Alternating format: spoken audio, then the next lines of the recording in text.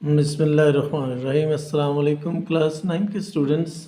जैसे कि आपको पता है कि हमने एक्सरसाइज 1.2 शुरू की हुई है, तो उसका पहला क्वेश्चन अपलोड हो चुका है। आज इंशाल्लाह क्वेश्चन नंबर 2 करने की कोशिश करते हैं। पहले पार्ट में वैल्यू दी हुई है 81/16 की पावर -3/4। तो अगर पावर माइनस में आ जाए ना, तो ब्रैकेट में जो कुछ भी फ्रैक्शन दिया हो तो उसका रेसिप्रोकल ले लें, यानी नीचे वाले को ऊपर लिख दें, ऊपर वाले को नीचे लिख दें, तो पावर का साइन चेंज हो जाता है। तो मैंने क्या किया, 16 को ऊपर लिखा, 81 को नीचे लिखा, तो ये पावर का माइनस जो है वो गायब हो गया, ख़त्म हो गया जी। इसके बाद 16 की फैक्टराइजेशन की है, तो ये 2 जो है वो 4 टाइम आएगा 16 में, ठीक है। और 81 की है तो 3 4 टाइम आ गया ऊपर, 3/4 वैसे ही पावर लगा दी है। इसके बाद क्या किया है कि हमने चूँकि 2 के 4 टाइम दिया हुआ है, तो इसको 2 की पावर 4 लिख देंगे और इसकी पावर अलग से 3/4, और नीचे लिखा हुआ है 3 की पावर 4 और इसकी भी 3/4 अलग से लगा देंगे। तो 4 4 से कट जाएंगे दोनों, ऊपर बच जाएगा 2 की पावर 3 जो कि 8 होता है, और 3 की पावर 3 बच जाएगा नीचे, तो जो कि 27 होता है। इस तरह इसका जो पहला पार्ट है वो हो जाएगा जी। दूसरे पार्ट में कहता है, दिया हुआ है 3/4 की पावर -2 डिवाइडेड बाय, ये डिवाइड का निशान लगा हुआ है। आगे कहता है 4/9 की पावर 3 मल्टीप्लाई 16/27। सही है। तो आपने क्या करना है, पहले तो इस माइनस को ख़त्म करेंगे, तो इसको रेसिप्रोकल ले लेंगे, यानी 4/3 लिखेंगे तो प्लस का 2 हो जाएगा। डिवाइड 4 की पावर 3 कितना होता है जी, 4 को 3 टाइम मल्टीप्लाई करें तो 64, और 9 को 3 टाइम मल्टीप्लाई करें तो 729 लगा दिया। मल्टीप्लाई ये वैसे लिख दिया, अभी फैक्टराइजेशन तो करने की ज़रूरत नहीं है। 4 का स्केयर कितना होगा जी 16, और 3 का स्केयर कितना होता है 9, ये वो 9 लगा दिया। अब डिवाइड किया, जब मल्टीप्लाई लगाएंगे तो उसके आगे जो कुछ भी लिखा होता है वो उलट जाता है, यानी रेसिप्रोकल हो जाता है। 729 ऊपर चला जाएगा और 64 नीचे आ जाएगा, और मल्टीप्लाई 16/27 वैसे ही। अब इसको काटेंगे, जैसे मैंने इसको 9 के टेबल से काटा है, 9 1 ज़ा 9 और 9 8 ज़ा 72, 9 1 ज़ा 9। फिर मैंने 9 के टेबल से काटा है जी, 9 3 ज़ा, ये जो हमारे पास आया है 3 3 ज़ा 9, 81 को काटा है 9, ठीक है। 9 9 ज़ा 81 और 9 3 ज़ा 27, और 9 को फिर 3 से काटा, 3 1 ज़ा 3 3 ज़ा 9। तो ये हमारे पास तो आ गया। 16 को काटा है 64 से, 16 1 ज़ा 16, और 16 4 टाइम ये होता है 64। अगर आपको इतना बड़ा कैल ना आ रहा हो टेबल, तो आप इसको 2 के टेबल से भी काट सकते हैं। अब 2 को, अब 4 1 ज़ा 4, 4 से 4 ज़ा 16, ऊपर बच गया 4 और 3, नीचे सारे कट गए हैं, तो 4 3 ज़र कितना हो गया 12। तो ये इसका दूसरा पार्ट है जो हमने कर लिया है। अब इसके जी तीसरे पार्ट की तरफ बढ़ते हैं, उसको देखते हैं उसमें क्या दिया हुआ है तीसरे पार्ट में। तो तीसरे पार्ट में वैल्यू जो है वो दी हुई है, उसके मुताबिक आपने देखना है क्या दिया हुआ है, उसको हल करना है आपने। तो तीसरे पार्ट में दिया हुआ है हमारे पास 0.027 और इसकी पावर है -1/3। तो आपने क्या करना है, इसका पॉइंट पहले फिनिश करेंगे, तो पॉइंट की जगह 1 लगाएंगे, आगे चूँकि 3 डिजिट हैं तो 3 0 लगा देंगे, और ऊपर आ जाएगा -1/3 वैसे ही। अब इसका रेसिप्रोकल लेंगे ताकि माइनस ख़त्म हो जाए, तो 1000 ऊपर चला जाएगा और 27 नीचे आ जाएगा। तो ये हमारे पास आ जाएगा 1/3 प्लस का। अब इस 3 है ये, तो इसको 1000 को 10 को 3 टाइम करें तो ये बन जाता है 1000, क्योंकि 3 0 है तो 10 3 दफ़ा ही होगा। 27 की फैक्टराइजेशन की आपने तो आ गया 3 × 3 × 3, और इसकी पावर 1/3 वैसे ही। अब ये 10 3 टाइम है, तो 10 की पावर 3 1/3, नीचे 3 की पावर 3 है तो 1/3, 3 3 से कट जाएगा, और ये वाला 3 3 से ऊपर बच गया 10/3। यहाँ भी छोड़ दे तब भी ठीक है, और अगर इसको आप होल नंबर में लिखना चाहें तो तब भी आप लिख सकते हैं, यानी 3 3 ज़ा 9, 1 बचेगा तो ओवर 3, ये भी इसका आंसर आप लिख सकते हैं। आगे इसके चौथे पार्ट में कहता है कि x की पावर 14, y की पावर 21, z की पावर 35 डिवाइडेड बाई y की पावर 14 और z की पावर 7, और इन सब का जो 7th अंडर रूट दिया हुआ है, यानी स्क्वायर रूट के बाहर 7 लिखा हुआ है।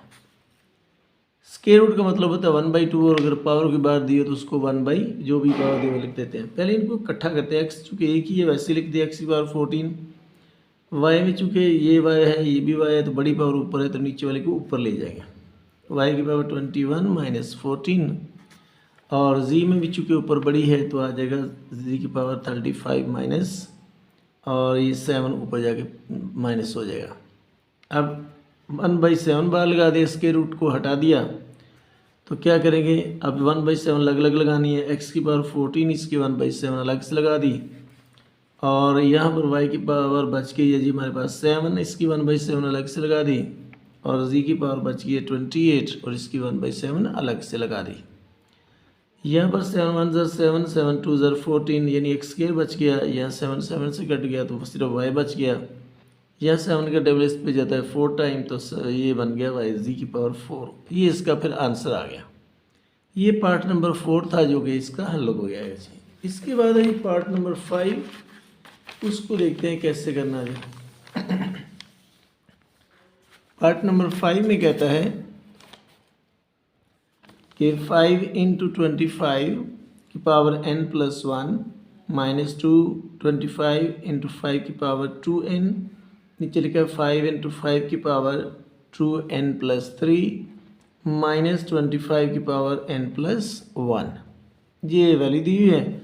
अब 25 की 5 ऐसे लिखा, 25 की फैक्टराइजेशन की तो आया 5 × 5, और इसकी पावर आ गई n+1 वैसे ही, माइनस 25 की फैक्टराइजेशन की तो 5 × 5 और 5 की पावर 2n वैसे लिख दिया। अब चूँकि डिवाइड वाली लाइन लगाई तो नीचे आ गया 5 ऐसे, 5 की पावर आ गई 2n+3, चूँकि ये भी 5 है तो इनकी पावर आपस में ऐड हो जाएगी, इसकी पावर 1 है तो 1 इसमें ऐड हो जाएगा तो 3 + 1 माइनस 25 की फैक्टराइजेशन 5 × 5, इसकी बार पावर आ जाएगी n+1। अगले स्टेप में क्या होगा कि ये जो बार 5 दिया ऊपर, पहले तो 5 दो दफ़ा लिखा हुआ है तो उसकी पावर आ जाएगी 5 की पावर 2 n+1 वैसे ही माइनस 5 की पावर 2, और इधर 5 की पावर बन जाएगा 2n। ठीक है, 2n इसके साथ आ जाएगा जी, ये 2 पावर अलग से आ गई। इधर 5 की पावर 2n और 3 + 1 कितना हो जाएगा 4 माइनस 5 की पावर 2n+1 वैसे ही। अगले स्टेप में जी 5 की यहाँ 1 पावर है तो वो उसमें ऐड करेंगे, 5 की पावर बन जाएगा 2, पहले 2 को इनसे मल्टीप्लाई कर लेते हैं, 2n+2 माइनस 5 की पावर, ये पावर ऐड हो जाएगी 2n+2 हो जाएगा, क्योंकि दोनों 5 में बेस सेम है तो पावर ऐड हो जाएगी। नीचे फिर इसके बचेगा हमारे पास 5 की पावर 2n+4 वैसे ही माइनस 5 की पावर 2n+2 बन जाएगा, यानी ये वाला 2 जो है ना इस n से भी मल्टीप्लाई होगा और 1 से भी मल्टीप्लाई होगा, सही है। तो ये फिर हमारे पास एक नई चीज़ आ जाएगी। उसके बाद चूँकि ये बन जाएगा ऊपर 5 की पावर 2n+2 और 5 इसकी पावर इसमें ऐड हो जाएगी, माइनस 5 की पावर 2n+2, और नीचे आ जाएगा 5 की पावर 2n+4 वैसे ही माइनस 5 की पावर 2n+2 वैसे ही। अब आप ना ये देख रहे हैं छोटी पावर ये वाली और ये वाली दोनों सेम नज़र आ रही है ये वाली, तो क्या करते हैं ऊपर से भी ये चीज़ कॉमन लेते हैं, नीचे से भी ये चीज़ कॉमन ले लेते हैं। ठीक है, अगले स्टेप में आप कॉमन ले लेंगे। जब हमें कॉमन लेना है तो ये पता चला ये 5 की पावर 2n+2 कॉमन आ लेंगे इसमें से, तो 2n और +2 कॉमन आ गया तो एक 5 की पावर 1 बच गया, 5 की पावर 1 इधर ये पूरी कॉमन आ गई बाहर, इसकी जगह 1 रह गया। जबकि नीचे भी आपने 5 की पावर 2n+2 कॉमन लेना है, इधर 5 की पावर 4 है, 2n+4 है, 2n तो बाहर आ गया, 4 में 2 निकला तो 2 रह गया। इधर भी 1 ही रह गया क्योंकि इधर भी वही सेम मतलब वैल्यू दी हुई नीचे 5 की पावर 2n+2 है दिया हुआ, सही है जी। ये आपने उसके साथ वही बार आ गया तो इसकी जगह पे 1 रह गया। अब ये बाहर वाली जो पावर है ये तो सेम है जो आपस में कट जाएगी, और इधर रह जाएगा हमारे पास 5 की पावर 1, यानी 5 ही होता है 1 वैसे ही, 5 की पावर 2 होता है 25, तो ये -1, 5 में से 1 निकालेंगे तो 4, और 25 में से 1 निकालेंगे तो 24, 4 1 ज़र 4, 4 6 ज़र 24, तो जवाब क्या आ जाएगा 1/6। ये इसका 5वां पार्ट है। जो कि आपने किया है जी। अब इसके छठे पार्ट की तरफ जाते हैं, उसको देखते हैं उसमें क्या दिया हुआ है। पार्ट नंबर 6 में, पार्ट नंबर 6 में वैल्यू दी हुई है 16 की पावर x प्लस 1 प्लस 20 4 की पावर 2x, नीचे लिखा हुआ है 2 की पावर x माइनस 3 मल्टीप्लाई 8 की पावर x प्लस 2। ये वैल्यू दी हुई है। 16 की फैक्टराइजेशन करेंगे तो 2 को 4 दफ़ा आ जाएगा, x प्लस 1 वैसे ही, प्लस 20 की फैक्टराइजेशन की 2 मल्टीप्लाई 5, और ये आ जाएगा 4 की फैक्टराइजेशन 2 मल्टीप्लाई 2, और ये ऊपर आ जाएगा हमारे पास 2 की पावर 2x। ठीक है। इसके बाद नीचे जी 2 की पावर x माइनस 3 वैसे ही मल्टीप्लाई, ये 8 की फैक्टराइजेशन आ गई, 3 दफ़ा 2 आ गया तो x प्लस 2 भी आ गया वैसे। अब अगले स्टेप में ये 2 चूँकि 4 दफ़ा दिया होता है, 2 की पावर 4 x प्लस 1 प्लस 2 की पावर 2, यानी ये जो 20 की फैक्टराइजेशन किया है, मल्टीप्लाई 5 वैसे 2 की पावर ये 2 बन गया, और बाहर ये 2x वैसे ही, नीचे 2 की पावर x माइनस 3 वैसे ही मल्टीप्लाई 2 की पावर 3 बन जाएगा x प्लस 2। अब पावर्स को आपस में मल्टीप्लाई करेंगे, इधर 4 को इन दोनों से मल्टीप्लाई करेंगे तो 2 की पावर 4x प्लस 4 आ जाएगा, प्लस 2 की पावर 2 मल्टीप्लाई 5 ऐसे ही, इधर 2 की पावर ये 2 2 ज़र 4 हो जाएगा 4x, नीचे 2 की पावर x माइनस 3 वैसे ही मल्टीप्लाई 2 की पावर 3x, यानी इस 3 को पहले x से मल्टीप्लाई किया फिर 2 से किया जाए तो आ जाएगा 3x प्लस 6। ठीक है। ये बड़े ध्यान से आपने करना है इसको जी। तो ये आ जाएगी पावर, उसके बाद इकट्ठी पावर ही करेंगे अब 2 की पावर 4x प्लस 4 वैसे ही, प्लस इधर 2 इकट्ठा करेंगे, ये वाला 2 और ये वाला 2, तो 2 की पावर 4x प्लस 2 मल्टीप्लाई 5 आ जाएगा हमारे पास, और नीचे आ जाएगा जी 2 की पावर x माइनस 3, यानी ये भी कम उसमें जो है वो इकट्ठा कर लेंगे, मल्टीप्लाई हो रहा है सारा तो इसलिए इसको पावर्स को इकट्ठा कर लेंगे। ये भी 2 है, ये भी 2 है, तो 2 की power x minus 3 plus 3x plus 6, यानी ये इकट्ठा हो जाएगा इधर एक ही 2 पावर। अब ऊपर से ना कॉमन ले लेंगे, 2 वैल्यूज़ हैं तो क्या आ जाएगा, छोटी वैल्यू कॉमन आती है, यानी 2 की पावर 4x प्लस 2 कॉमन आ गया, नीचे इधर क्या रह जाएगा जी 2 की पावर 4x प्लस 4 है, 4x कॉमन आ गया, 4 में से 2 भी आ गया तो 2 की पावर 2 रह गया, इधर ये वाली वैल्यू कॉमन आ गई तो 5 नीचे अकेला रह गया, नीचे जी 3x में एक x मिलाएंगे तो 4x, और ये 6 प्लस का है 3 माइनस का है तो 6 में 3 निकालेंगे तो 3 रह जाएगा जी। सही है। ये हमारे पास अलग से इसकी वैल्यू रह जाएगी, वो हमने लिख दिया।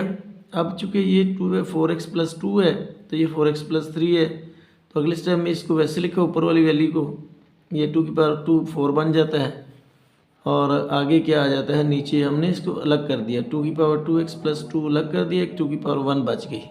सही, 2 की पावर 1 बच गई है, तो इसको आपने जो है वो अलग से लिख देना है। ये आपस में कट गया तो 4 प्लस 5 कितना होता है 9, और नीचे 2 बच गया, तो ये क्या आंसर आ गया हमारा 9/2। ये इसका है पार्ट नंबर कौन सा 6। अभी 7 करना है जी।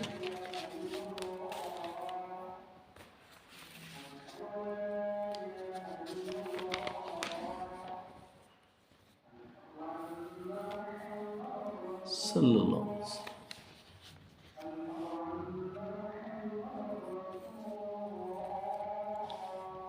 सल्लल्लाहु अलैहि वसल्लम।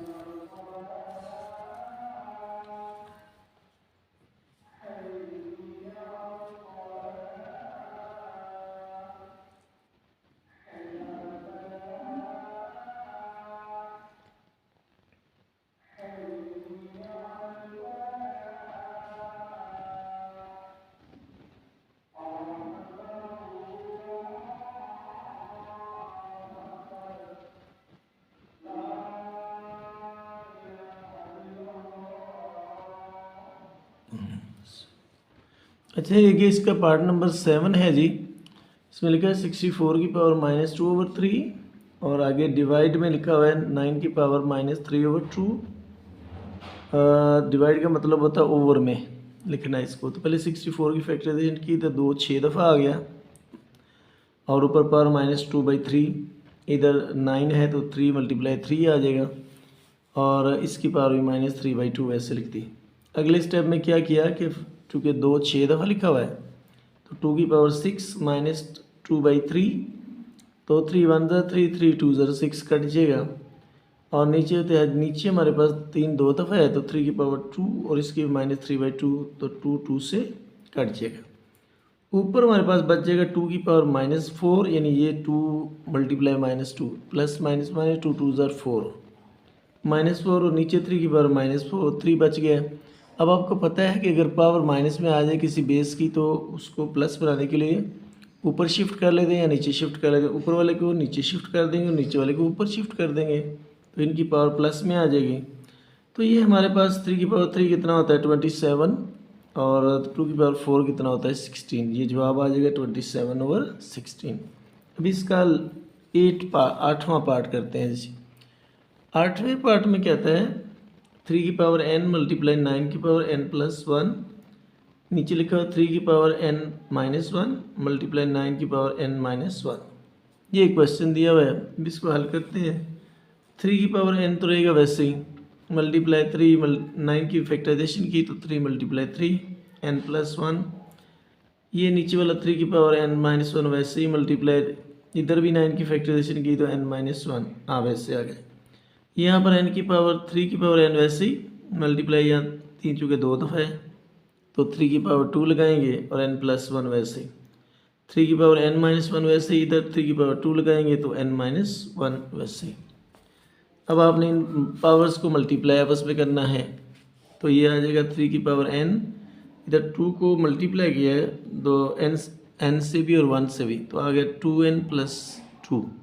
नीचे 3 की पावर n-1 वैसे ही, और इधर भी मल्टीप्लाई किया तो 2n-2 आ गया जी उसी स्टेप के बाद।